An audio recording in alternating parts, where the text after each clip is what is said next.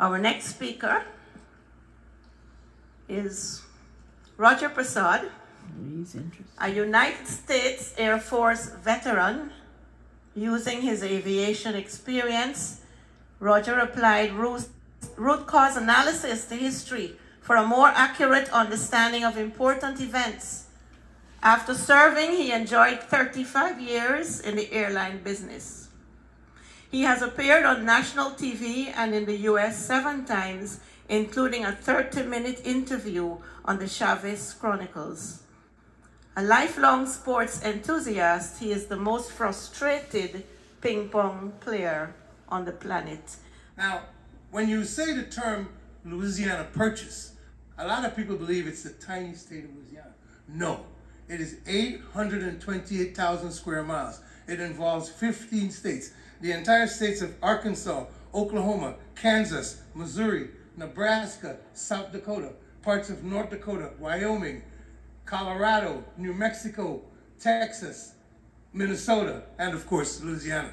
So this is a bounty. This is a debt America could never repay. But they won't even admit that this is where it came from. The struggle that Haiti went through, a 12-year battle.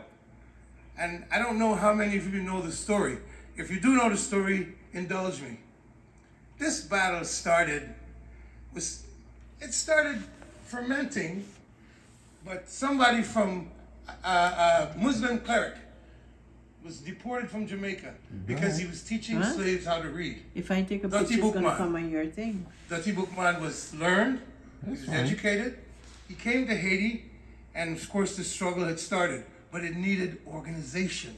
They had little revolts here and there, but it needed organization. He provided the organization. He hooked up with Cecile Fatima of Voodoo Mambo, and they created a scenario where information was shared and the whole revolution was made to happen. Now, these guys were fighting with whatever they had. They had no uniforms, they had no weapons, they had no horses. They somehow defeated the local French. Then the reinforcements came in from France. They defeated them also. Now this is the part a lot of people don't know. Instead of going back to France because there was confusion in France, they had killed the king and the Republicans were rising. Matter of fact, France is going to declare an abolition of slavery in 1794. They went to Jamaica and enlisted the British. The British came in, 55,000 troops. They spent 10 million pounds. They fought for 3 years and left.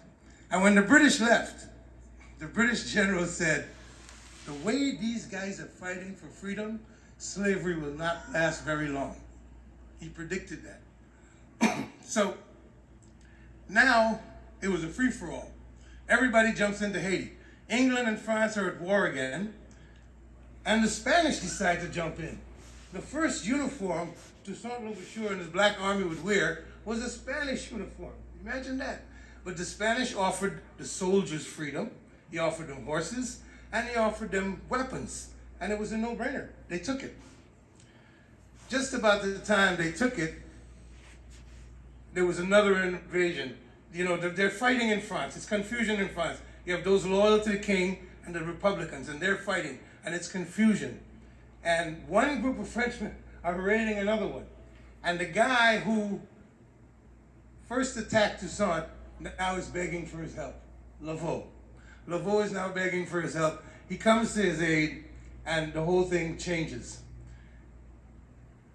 Toussaint knew that Napoleon had risen to power. He knew he was going to come back. He had his people in Paris that were telling him what was happening. Toussaint was such a diplomat, and a lot of people in Haiti at the time sent their kids to Paris to study. His 2 sons were in Paris studying, and he had developed a relationship with Napoleon's mother-in-law and subsequently Napoleon's wife. Napoleon's mother-in-law owned land in Haiti, so they talked about how they were going to deal that. Napoleon invited Toussaint's sons to Haiti and held them captive. And when he started the expedition, the plan was to use the sons to get Toussaint to surrender. This is the evil that we're dealing with. He would use the man's own children.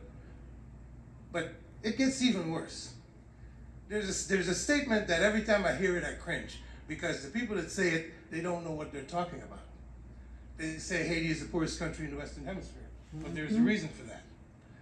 Haiti gained their independence. Dessalines declared independence in 1804. I know all the brothers know that. 21 years later, France came back with gunboats, surrounded Haiti, and demanded reparations. They demanded reparations for the lives that they took. 200,000 Africans were killed in a 12-year struggle, and they demanded reparations for that because they claimed it was their property.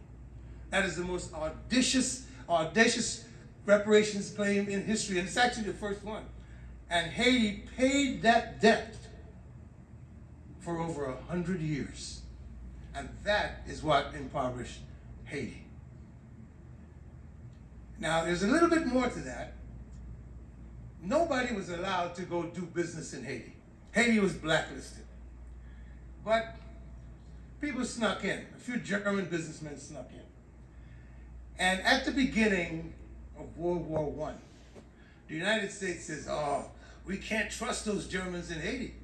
So the United States came in, invaded Haiti, took over the Haitian economy, and controlled the economy until 1947. But really, they have never left. They really have never left. Now they're under the umbrella of the UN, Bill Clinton, and a whole bunch of other things, but it's still the United States occupying Haiti, taking resources out of the country of Haiti. This is something that's been going on forever. We need to get more people to understand what is going on. We need to realize that Toussaint Louverture and the Haitian people became the head of liberation for the whole region. He helped all those South American revolutionaries, including Simon Bolivar.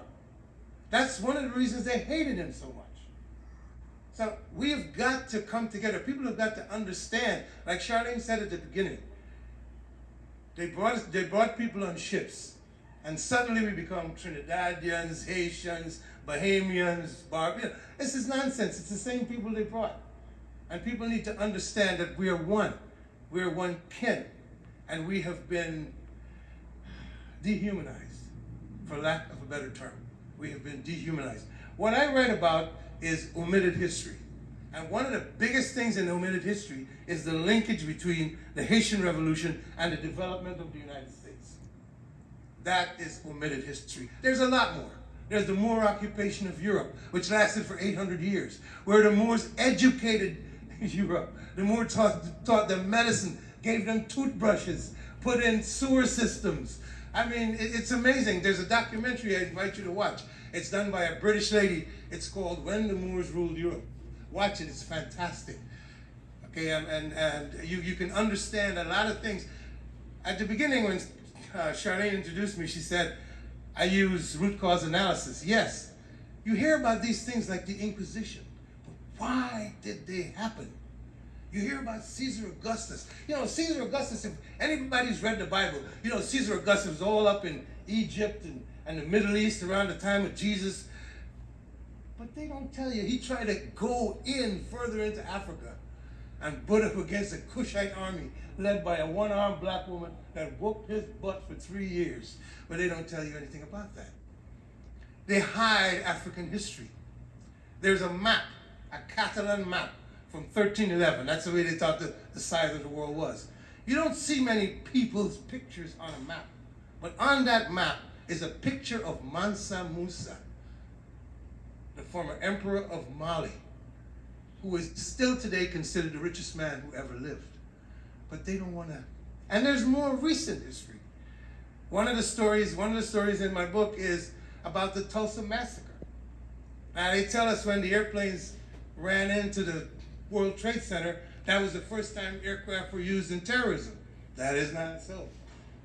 The Tulsa police force used Molotov cocktails and did a demolition of an African community, 35 square blocks, 300 businesses, 1,400 people lost their lives.